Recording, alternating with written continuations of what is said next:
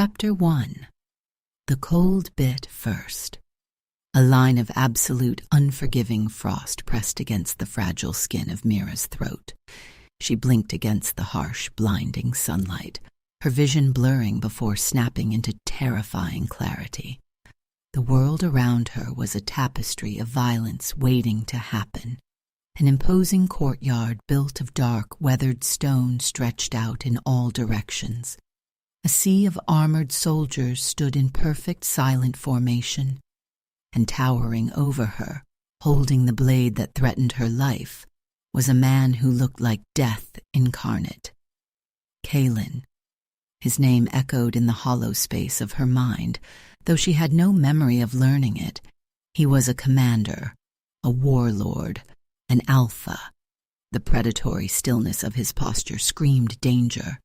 His armor was as black as the shadows pooling at the courtyard's edges, and his eyes, a striking glacial blue, held absolutely no mercy. Ping! A sharp, mechanical sound chimed in her skull, cutting through the roaring in her ears. System PIPs activated. The robotic voice was devoid of emotion, a stark contrast to the mortal peril surrounding her. Critical danger detected. Host life signs failing. Directive: kiss the Alpha Commander in 5 seconds. Penalty for failure: immediate cardiac arrest. Mira's breath caught. The pressure of the blade increased a fraction of an inch. She could feel the frantic fluttering of her pulse, throbbing against the flat of the steel. This wasn't a nightmare. The chill of the wind, the scent of leather and polished metal, the terrifying gravity of the Alpha before her, it was all devastatingly real. 5. Who sent you? Kaelin's voice was a low, dangerous rumble that vibrated through the stone beneath her knees. It sounded like a thunderstorm trapped behind a mountain, promising ruin. 4. Mira couldn't speak. Static fizzed in her veins. Her chest felt hollow, a terrifying numbness spreading outward from her heart as the system's countdown took its physical toll. Her lungs refused to expand. 3. She looked past the steel at the soldiers watching them. Hundreds of silent, hulking warriors, their faces obscured by helmets, waiting for their leader to execute the trespasser. There would be no rescue, no sudden reprieve. 2. Speak, or the shadows claim you, Kaelin commanded. His grip shifted on the hilt, muscles coiling in his arm. The execution was imminent. 1. Survival was not a choice. It was a primal instinct. Mira surged upward. She ignored the lethal proximity of the blade. She ignored the collective, rippling gasp that swept through the colossal courtyard. Her hands, trembling and desperate, flew to his iron-bound shoulders. Before his heightened warrior reflexes could pull him back, before the cold steel could fulfill its deadly promise, she crashed her lips against his. Silence descended, a heavy, suffocating silence that swallowed the wind, the sunlight, and the breathing of 1,000 men. For a fraction of a second, Kaelin stood perfectly, unnaturally still. He was a statue carved from muscle and armor, frozen in absolute paralyzing shock. Then, the world shattered. A spark ignited between them, a sudden blinding heat that chased away the mechanical numbness in Mira's chest. It was not just a physical sensation. It was a violent collision of souls. Kaelin's sword clattered to the stone floor. The sharp, ringing impact echoed like thunder across the courtyard.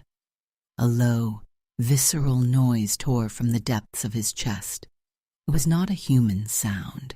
It was the primal rumble of a beast recognizing its other half across the void of time. His hands, rough and calloused, clamped onto her waist with staggering force, hauling her flush against his dominant frame. The scent of him enveloped her instantly, crushed pine needles, dark petrichor, and something distinctly wild that made her head spin. It flooded her senses, drowning out the system's chime, the stares of the army, the cold reality of the stone beneath her feet. Mate. The unseen word seemed to hang in the air, vibrating in the narrow, heated space between them. Kaelin's control fractured entirely. His mouth parted, deepening the kiss with a ferocity that made her knees weaken. He devoured her breath, his presence overwhelming, consuming every thought in her mind.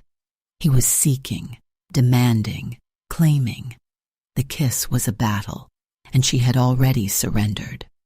Mira's fingers curled tighter into the dark fabric of his collar. She could feel the rapid, erratic drumming of his heart beneath the heavy armor. He trembled. The Alpha Commander, the man who held an entire empire's army at his absolute command, was shaking against her. His nose brushed along the delicate curve of her jaw, inhaling deeply as if she were oxygen, and he had been suffocating for centuries. He buried his face in the crook of her neck. His breath seared her sensitive skin. She felt the sharp, deliberate graze of his teeth. The feral instinct inside him was surging, an ancient force demanding he sink his fangs into her flesh, demanding he mark her before the entire world to prove she belonged to him. The romantic tension was a coiled spring, wound so tight it threatened to snap. He hovered a millimeter from claiming her completely, his body rigid with the impossible, agonizing war between human restraint and wolfish need. System pips, heartbeat stabilized, danger averted. Welcome to the game, host. The digital voice snapped Mira back to reality, a bucket of ice water over the consuming fire of the moment. She gasped, placing her palms flat against his chest and pushing. It took monumental effort for Kaelin to pull back. When he did, his chest was heaving. The glacial blue of his eyes had been swallowed entirely by a ring of molten gold. The wolf was right at the surface, staring at her with possessive, terrifying hunger. The courtyard remained dead silent. The soldiers stood paralyzed, watching their ruthless, untouchable commander unravel over a stranger who had appeared from nowhere. Kaelin's hand moved up, his large fingers closing around her chin. The grip was inescapable, yet surprisingly careful. As if he feared his own strength might shatter her, he tilted her face up, forcing her to meet his burning gaze. The wildness in his eyes warred with a dark, calculating intelligence. He leaned in, his lips hovering just an inch from hers, his breath mingling with hers. "If you dare trick me," Kaelin whispered. His voice was a lethal promise that sent shivers racing down her spine. "I won't just kill you. I will break you. Very slowly." And just like that, the execution turned into a claim. But Mira didn't just kiss a killer. She awakened something far more dangerous. A hunger that wasn't supposed to exist. And inside Kaelin's territory, she was no longer a prisoner. She was prey. If you want to see what happens when a wolf starts hunting his own mate, don't forget to subscribe and step into Chapter 2. Chapter 2, Mira knew the brutal rules of survival. If you find yourself surrounded by apex predators, you do not run. You make yourself indispensable. You become the quiet, unbreakable center of their chaotic world. The military compound was a sprawling labyrinth of iron and canvas. Inside the primary healing quarters, the air felt suffocating, thick with tension and the sharp scent of medicinal herbs. Vance sat on a low wooden bench. He was a titanic figure, an elite warrior radiating a restless, feral energy that kept the local healers cowering in the corners. Shadows clung to the sharp, unforgiving angles of his face. His breathing was strained, every exhale a fractured hiss of pain from a recent skirmish. He refused to let anyone near him, his predatory instincts rejecting their trembling hands. Mira stepped forward, She did not ask for permission. She simply closed the distance between them. She reached out. Her cool, steady fingers pressed against the burning skin of his shoulder. Vance went absolutely still. "Let me," she whispered. Her voice was calm, a soft anchor in the stormy sea of his aggression. Her hands moved with calculated, flawless precision. She utilized her modern medical knowledge, adapting it seamlessly to this rugged reality. Every brush of her fingertips was deliberate. She adjusted the linen bindings, pressing just firmly enough to demand his attention without triggering his defenses. The heat radiating from his colossal frame was intoxicating. The scent of ozone, rain, and wild earth filled her lungs. She did not flinch when his muscles coiled. Instead, she smoothed her thumb over his collarbone, a dangerously gentle gesture meant to soothe the beast beneath his skin. He exhaled a long, quiet breath. His eyes, the color of crushed amber, locked onto hers. The violent energy rippling through his imposing silhouette settled into a low, thrumming hum of pure fixation. He wasn't just accepting her aid. He was memorizing the exact pressure of her touch. Ping. System pips activated. The mechanical voice buzzed like static in her veins. Affection points skyrocketing. Warning, game is spiraling out of control. Mira ignored the digital intrusion.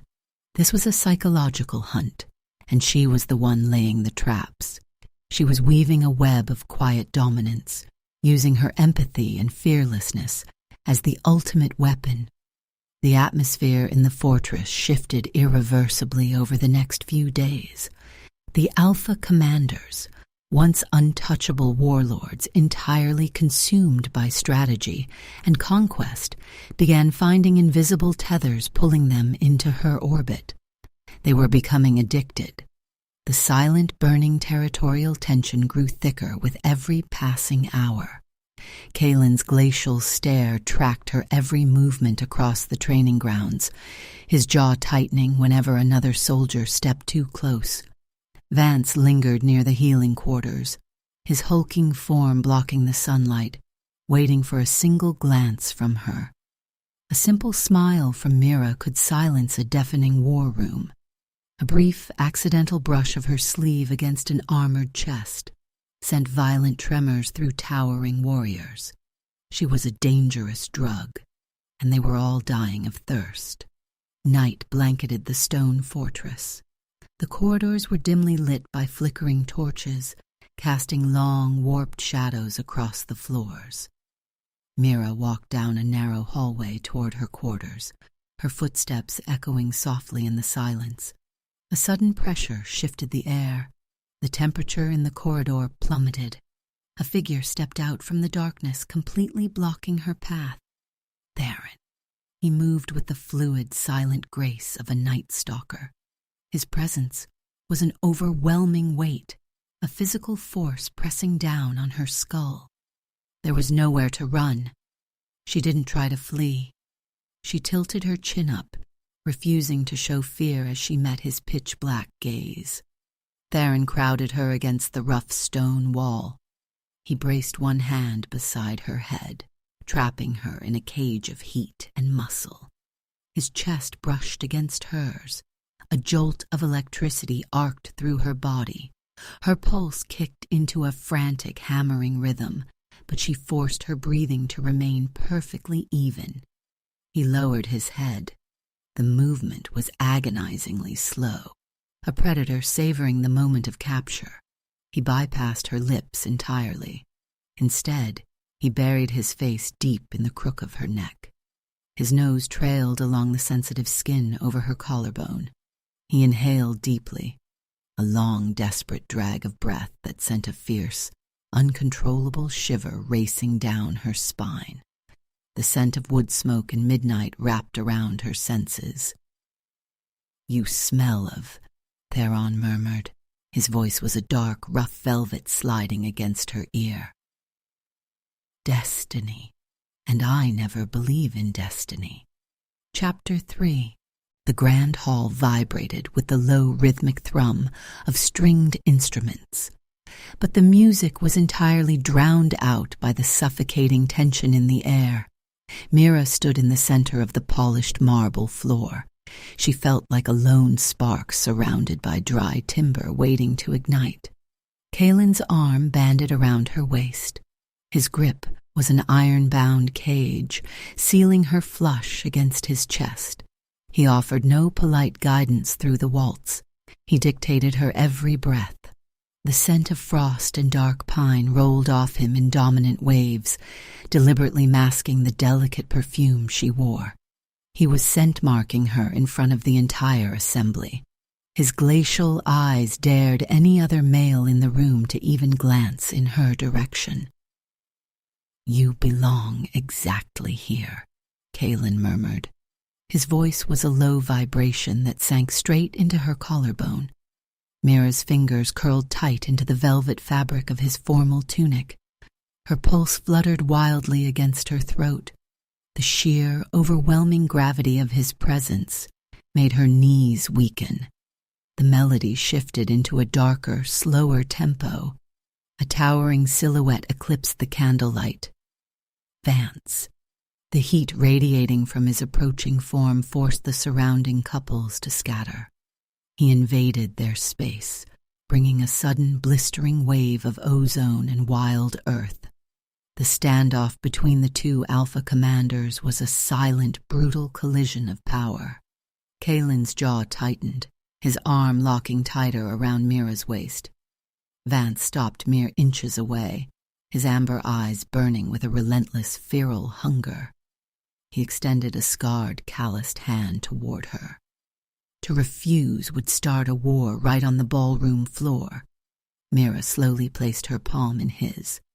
Vance pulled her away from the frost and instantly engulfed her in fire.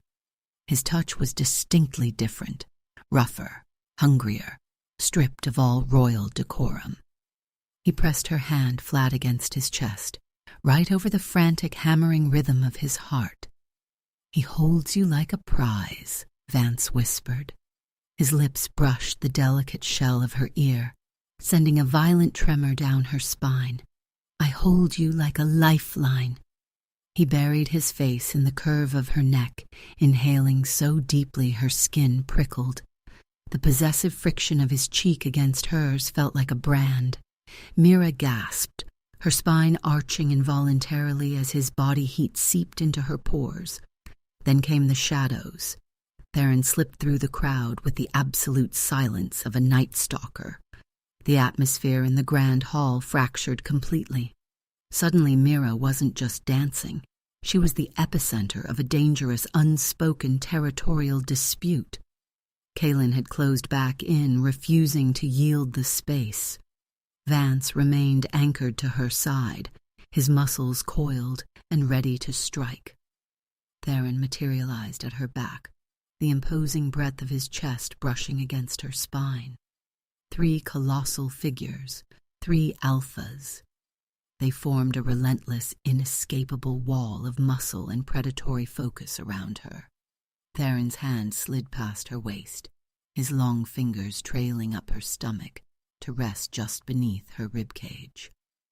"They think they can tame you," he breathed against her nape, the dark velvet of his voice making her dizzy. "I just want to watch you run wild." Their eyes, glacial blue, burning amber, and pitch black, locked onto her. Mira's breath hitched, the air pressure in the room plummeted, making her ears ring. The raw, visceral hunger in their stares was terrifyingly authentic. These were not programmed responses. A simulated character did not look at a woman like he wanted to devour her soul. A line of code did not emit this kind of possessive, suffocating heat. They were not following a script. They were wolves, starving and lethal. She was the only anchor keeping them from tearing each other apart. The illusion of the game dissolved, leaving behind a terrifying reality. They were fighting for ownership of her like real beasts. A sharp, agonizing spike of static pierced her skull. It was jarring, painful. It cut through the intoxicating haze of their sense. System pips. The digital voice was distorted, breaking apart into jagged, screeching shards of sound. Error. Critical system failure. Mira gasped, her hands instinctively pressing flat against the unyielding chests trapping her. The alphas leaned closer, their expressions shifting into pure predatory concern at her sudden distress. Host, they are overriding the code. Pips's voice crackled again, laced with an emotion that sounded horribly, unmistakably like panic. They are no longer NPCs. Run. Chapter 4. The ballroom shattered like fragile glass. One moment, Mira was trapped in a suffocating cage of heat and dominant alpha energy. The next, a violent vortex of shadow swallowed the candlelight. She fell through the void. When the world solidified, Mira found herself kneeling on cold, wet stone. The biting chill of sea spray kissed her cheeks. The scent of ozone vanished entirely, replaced by dark, churning ocean water and ancient rock. Towering cliffs boxed her in. It was an isolated island, cut off completely from the rest of the simulated empire. Crashing waves roared against the shoreline, creating a relentless, isolating symphony. She was not alone.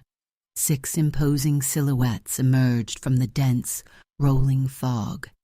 Kaelin, Vance, Theron, and 3 others she had only glimpsed from the periphery of the war camps, a golden-eyed scout of the skies, a scarred corsair of the seas, and a silent, brooding watcher from the deep waters. 6 warlords, 6 untouchable predators. They stood in a circle around her, their postures rigid with confusion and an underlying ferocious need to protect her from the unknown threat. Then the sky tore open. The artificial clouds above them fractured into jagged, bleeding lines of green code. The illusion of the world peeled back. Pips's voice echoed from the heavens, completely stripped of its robotic neutrality. It sounded profoundly, devastatingly human. Simulation breached. Truth protocol initiated. The voice vibrated through the damp air, sending static flooding into Mira's veins. He sacrificed his physical form to upload your consciousness to safety. But the system required a power source. It tore his soul into 6 pieces to test the host's anchor, to see if your love could survive the fracture. A crushing pressure seized Mira's skull. Her fingers curled deeply into the wet moss covering the stone. Her husband, the man who had perished, pulling her from the wreckage in the real world. He wasn't gone. He was here. He was all of them. She looked up, her vision blurring with hot tears. She looked at Kaelin's unyielding glacial command. She saw Vance's fierce protective fire. She recognized Theron's dark, possessive shadow. They were not just lines of code designed to torment her. They were the fragmented pieces of a shattered soul. Each man carried a single, agonizingly pure splinter of his identity. One possessed his courage, another his jealousy, another his fierce devotion. Because they only held fragments, they did not understand why they hungered for her so fiercely. They only knew the devastating gravitational pull in their chests. It drove them to love her with a blinding, desperate instinct. It was a visceral madness, born of a soul screaming to be made whole again. Through her touch, the digital sky continued to bleed, but the alphas did not look up at the failing code. They looked only at her. Kaelin closed the distance first. The colossal weight of his presence commanded the very elements around them. He did not issue a command. He did not draw a weapon. The untouchable Alpha Commander dropped to his knees on the unforgiving stone. He framed her face with trembling, calloused hands. His thumbs brushed away the tears spilling over her eyelashes. The raw, Primal devastation in his glacial eyes was entirely human. It was the look of a man who had been wandering in pitch darkness for 1,000 years, finally finding his son. "If loving you is a twisted test," Kalen rumbled, his voice a tidal wave of raw, unapologetic despair, "then I accept utter failure. I would rather keep you right here, in the dark, than ever return." Chapter 5. The revelation hit her with the force of a physical strike. 6 fragments, 1 soul. The man she had buried in the real world, the husband who had traded his last breath for her survival, was standing right in front of her. He was splintered into 6 towering predators, each bearing a raw, unfiltered piece of his devotion. The sheer gravity of their collective, suffocating presence was too much to process. The damp sea air grew impossibly thick, clinging to the back of her throat. Her chest tightened, aching under the invisible weight of their burning stares. She had to move. If she stayed in the center of their predatory circle, the emotional pressure would shatter her completely. Mira stepped backward. Her boot slipped slightly against the slick moss. Kalen's hand twitched, a visceral, hardwired instinct to catch her.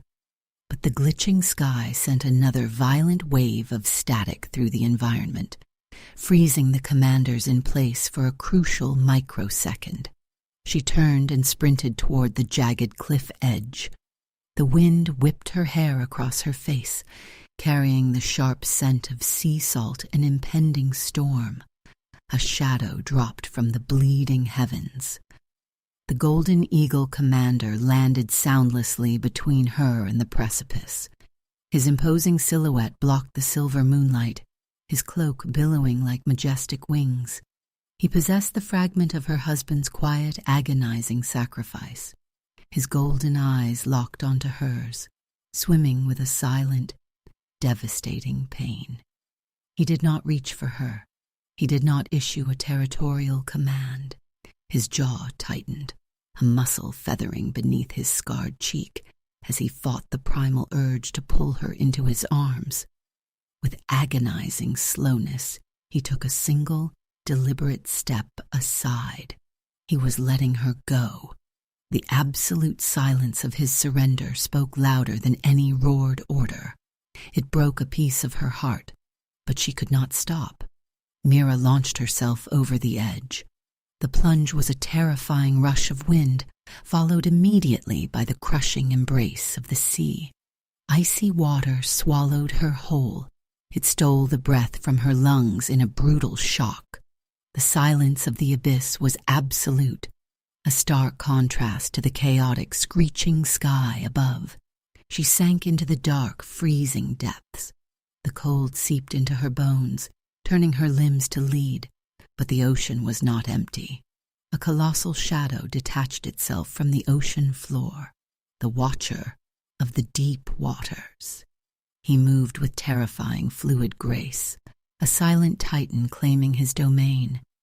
He did not strike. He circled. The temperature of the water shifted strangely, warming wherever his dominant aura brushed against her sinking form. He was hurting her.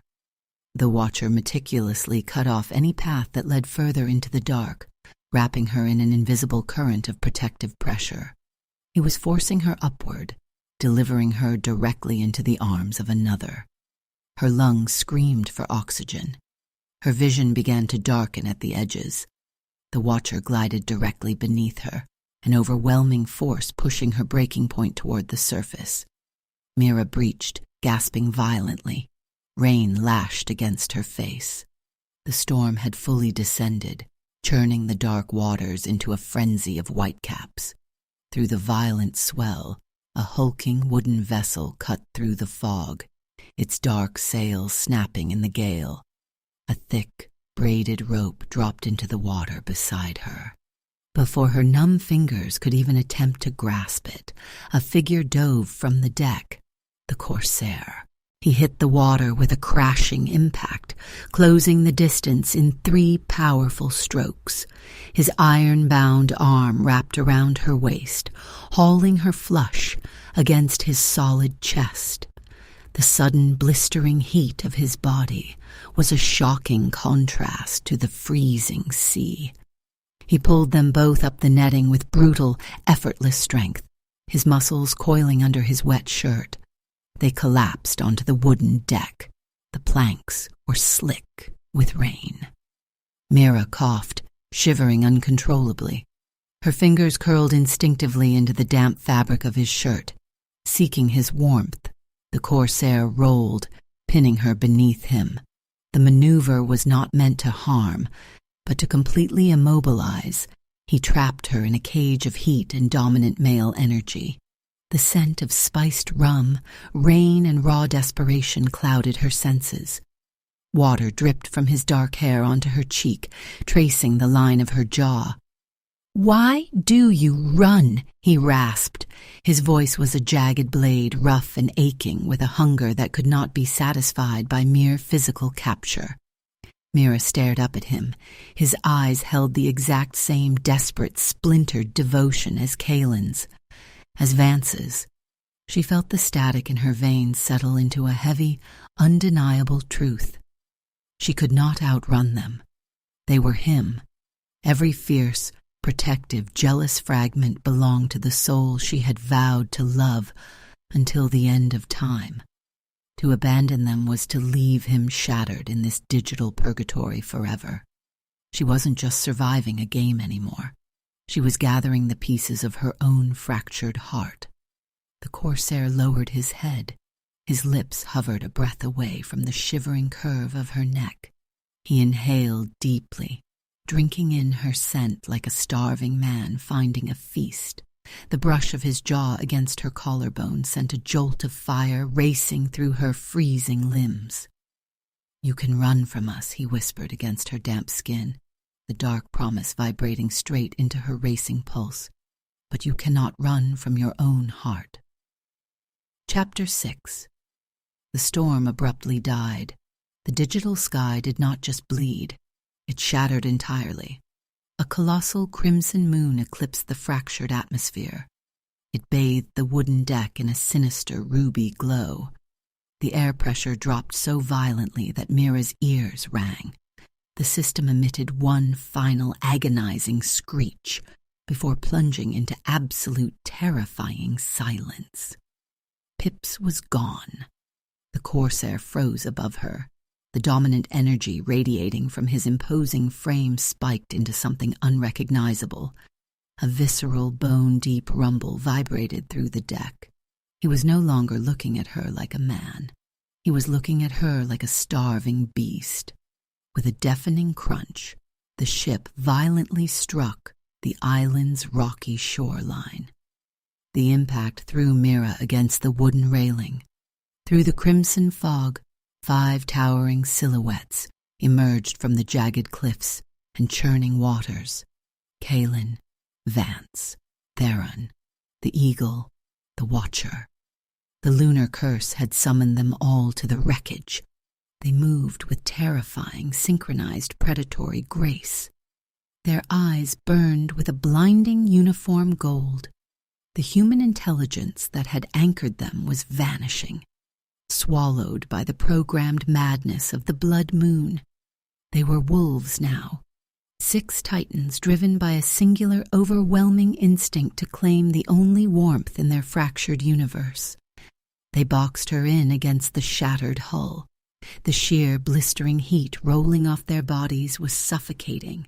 The scent of rain and sea salt burned away, replaced entirely by the intoxicating, dangerous aroma of feral alphas. Kaelin lunged first. He was a dark blur of raw power, his hand slamming into the bulkhead on either side of her head. But he stopped millimeters from her throat. His entire body convulsed. He drove his fist into the solid oak mast instead, splintering the thick wood into dust to redirect the violent urge. Vance dropped to his knees beside her.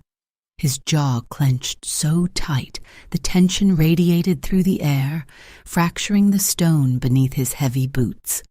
Theron gripped the iron railing, the metal bending and warping under his crushing grip, as he fought the suffocating need to drag her into the shadows. They were fighting it. The digital curse commanded them to tear through her defenses, to consume her entirely. But the fragmented soul of her husband, the man who had died to save her, refused to let the beast win. The internal war was tearing their physical avatars apart. The titanic struggle was visible in every rigid muscle, every shuddering breath, every desperate, glowing stare that locked onto her. They would rather destroy the world around them than let their lost control harm a single hair on her head.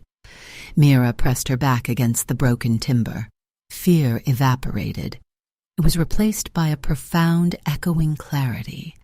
These men were enduring unspeakable agony just to keep her safe. They were breaking the very fabric of the simulation to protect her. She remembered the real world. She remembered the crushing weight of the collapsed building, the final, desperate push of his hands getting her to safety while the ceiling gave way above him. He had given everything. If her love was the only cure to this digital nightmare, she would not hold back. If she was the sole anchor capable of tethering his splintered soul, she would gladly sink into the dark with him.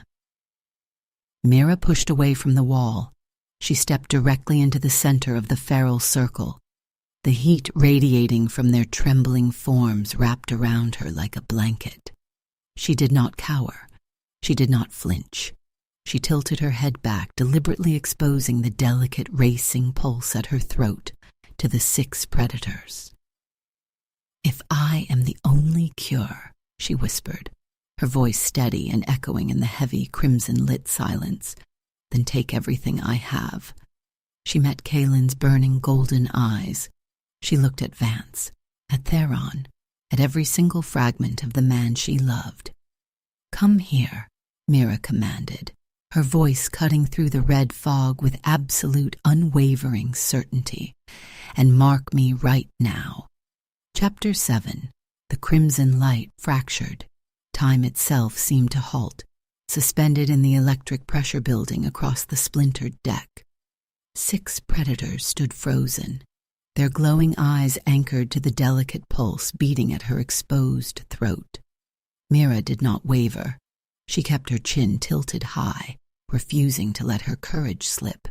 The feral aura rolling off their imposing silhouettes was suffocating, yet it felt like absolute salvation. She was not staring down beasts. She was looking at the shattered, desperate pieces of the man who had given his life for hers. Kaylin moved first. The commander crossed the space with the silent, fluid grace of a descending shadow. He dropped to his knees right before her. His iron-bound hands trembled as they framed her face, his thumbs tracking the line of her jaw with agonizing reverence. Then, Vance stepped up behind her. The blistering heat of his towering frame enveloped her spine, a solid wall of protective fury. Theron materialized at her left, the Corsair at her right. The Eagle and the Watcher closed the circle entirely. She was completely surrounded, trapped in a cage of overwhelming devotion. "You are our anchor," Kaylin rumbled. His voice was a dual chord of human desperation and wolfish instinct. He leaned forward. The atmosphere warped around them, bending under the sheer gravity of the moment. His lips brushed the sensitive skin just below her ear. The contact sent a shock-wave of static straight through her veins. A violent tremor raced down her spine as the other 5 leaned in simultaneously. Their presences layered over one another until they felt like a single, colossal entity pressing in from all sides. Kaylin's teeth grazed her collarbone. It was not a strike of violence. It was a sacred, ancient promise. When he claimed her, the sensation eclipsed physical reality. There was no pain, no tearing of flesh. Instead, a blinding, searing heat erupted from the mark. It shot directly into the hollow of her chest, anchoring the chaotic storm of their fractured existence to her beating heart. The sky reacted violently. The oppressive, blood-red moon pulsed once, sending a shockwave of pure energy across the churning ocean. The sound of the howling wind dropped into an eerie, absolute silence. A brilliant, pristine white light ignited from the center of the celestial body, violently washing away the crimson corruption that had infected the simulation. Mira gasped, her fingers curling deeply into Kaylin's dark tunic. The light swallowed the ruined ship, the jagged cliffs, and the roaring sea. In the heart of the brilliant glow, the 6 silhouettes began to lose their sharp edges. Theron's dark shadows, Vance's blazing heat, the Corsair's wild sea salt scent. They all bled together. The fragmented code of the digital purgatory could no longer maintain the division. Her acceptance, her fearless claim over every broken piece of him, acted as the ultimate gravitational pull. They were collapsing into one another. The radiance flared to an unbearable intensity, forcing Mira to squeeze her eyes shut. The dizzying pressure in her skull vanished entirely, replaced by a profound, echoing clarity. The frantic, overlapping heartbeats surrounding her merged into a single, steady, deafening rhythm. When the light finally faded, the bitter storm had dissolved. Mira opened her eyes. She was no longer kneeling on a shattered deck in the freezing rain. She stood in the center of a pristine, vast throne room crafted from pale, iridescent stone. The air smelled of winter pine, fresh ozone, and the unmistakable, intoxicating aroma of her true mate. Strong arms wrapped around her waist, pulling her flush against a solid, unyielding chest. She tilted her head back. The man holding her possessed Kaylin's commanding features, but the glacial harshness was gone. His eyes were a mesmerizing fusion of deep azure and molten gold. He radiated the fierce, protective warmth of Vance and the quiet, assessing intelligence of Theron. He was whole. "You found me," he whispered. His voice was a rich, vibrating baritone that settled perfectly into her bones. Tears spilled over Mira's eyelashes. Her knees weakened, but his dominant grip held her effortlessly. She pressed her palms flat against his chest, feeling the singular, powerful thud of his heart beneath her fingertips. "I would find you across 1,000 broken worlds," she breathed, her voice trembling with the sheer magnitude of her relief. He lowered his head, claiming her lips in a kiss that erased every nightmare of the past weeks. It was gentle, profound, and laced with a possessive heat that made her toes curl. He kissed her like a man who had conquered death itself, just to hold his wife again. He poured every ounce of his gratitude, his reverence, and his feral loyalty into the physical connection. Mira melted against him, her hands sliding up to tangle in his dark hair. The tension that had kept her spine rigid for so long finally unspooled. There was no more running, no more psychological warfare. There was only this, the soul-deep recognition of the man who loved her beyond the boundaries of mortality. When they finally parted, he rested his forehead against hers. His thumb stroked her cheek, mapping her features as if reassuring himself she was truly real and not another digital phantom. "You are my Luna," he murmured, the ancient title carrying the weight of a newly forged empire. "My anchor, the only reason I exist in this realm." Mira leaned into his touch. The frantic survival instincts that had driven her since waking up with a blade at her throat finally quieted. She was safe. She was exactly where she belonged, tethered to the soul of the man who now ruled this dominion. The colossal throne room stood silent, a monument to their hard-won victory.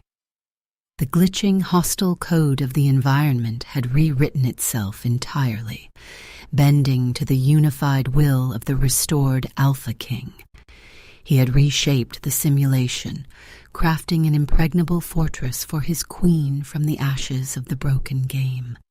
But the quiet peace was suddenly pierced by a sharp, familiar sound. Ping. The air shimmered slightly to their left. A small holographic interface materialized, glowing with a soft azure light. It was not the jagged red static of the corrupted system. It was clear, precise. System pips rebooted. Core stabilized. The Alpha King's jaw tightened, his arm banded protectively around Mira's waist, pulling her slightly behind his imposing frame. His golden blue eyes locked onto the glowing text with instant predatory suspicion. Host anchor confirmed. King entity unified. The mechanical voice was smooth, stripped of all previous panic. Simulation secured. However, external perimeter breached. Mira frowned, a cold knot forming in her stomach as the perfection of the moment fractured. External perimeter. The holographic text flickered, erasing itself before writing a single, ominous line of warning across the air. New mission assigned. Protect your queen. The text glowed brighter, casting a pale blue reflection over the grim, unyielding expression on the Alpha King's face. The system chimed one final time, the sound echoing ominously in the vast chamber. Hostile forces detected logging in from the real world. Prepare for defense. And just like that, the girl who was meant to die became the queen they would burn the world for. 6 souls, 1 bond, 1 destiny. But if there's one thing this story proved, love like this never comes without a price. So tell me, if you were Mira, would you have chosen freedom or chosen them? Comment your answer below. I read every single one. And if you felt this story, even just a little, don't forget to subscribe, because the next story might break you even more.